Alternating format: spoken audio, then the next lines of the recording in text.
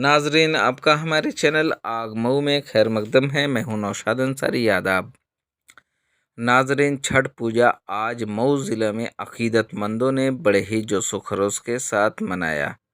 छठ पूजा के मद्देनज़र टोंस नदी के सभी घाटों की सफाई नगर पालिका के मुलाजमीन कई दिनों से कर रहे थे।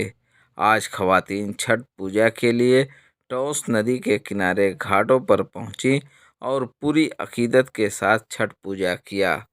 वहीं दूसरी जानिब ज़िला इंतज़ामिया ने हिफाजत के मद्देनज़र पुलिस फोर्स को मुस्तैद कर रखा था ताकि किसी भी तरह का नाखुशगवार मामला रूनुमा न होने पाए।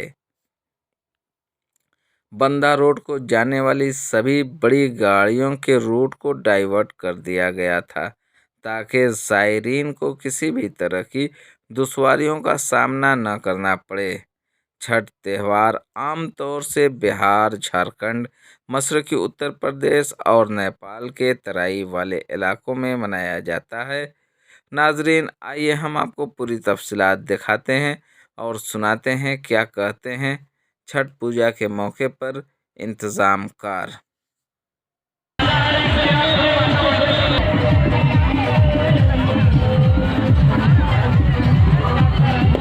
इस घाट का क्या नाम है आपका? जी, मेरा नाम धर्मेंद्र साहनी। धर्मेंद्र जी, किस तरह का आप लोग का सहयोग करते हैं छठ पर्व पे? यह जो सहयोग होता है छठ पूजा को लेकर, यह बहुत ही बड़ा महापर्व जो है छठ पूजा।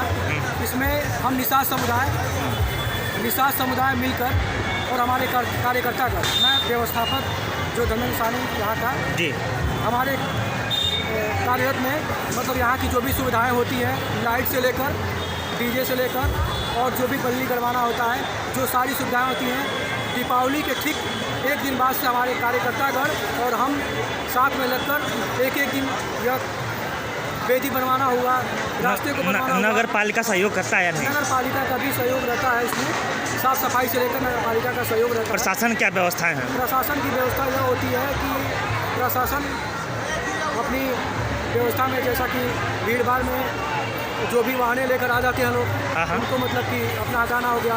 बाकी जो भी गाइडलाइंस आता है कि नहीं आप इस तरीके से बनाइए। नदी में जैसे लाल कलर की झंडी, लाल रंग का झंडी लगाया गया है जो काफ़ी गहरी है नदी इस बार बाढ़ आने से, तो उसमें माता एवं बहन उस लाल रंग के झंडी के अंदर ही रहकर अपना पूजा अर्चन करें और बाहर ना जाए। तो ये सारी सुविधाएं जो है, और पुलिस प्रशासन हमेशा लगी रहती है। जैसा कि नदी में अभी उन लोग का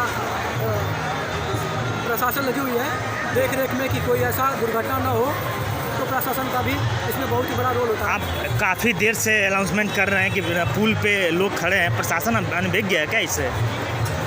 नहीं, अभी हो सकता है उन लोग के ध्यान में ना चला हो, लेकिन चूँकि जैसे हम लोग बताए हैं, इन्फॉर्मेशन दिए कि नहीं ये जो पुल बहुत काफ़ी पुराना है, जर्जर है और रेलिंग के खराब जब आप रहेंगे तो कहीं ना कहीं दुर्घटना हो सकती है। तो इसमें जैसे हम लोग बोले तो प्रशासन जाकर उसको वहाँ से हटाएंगे।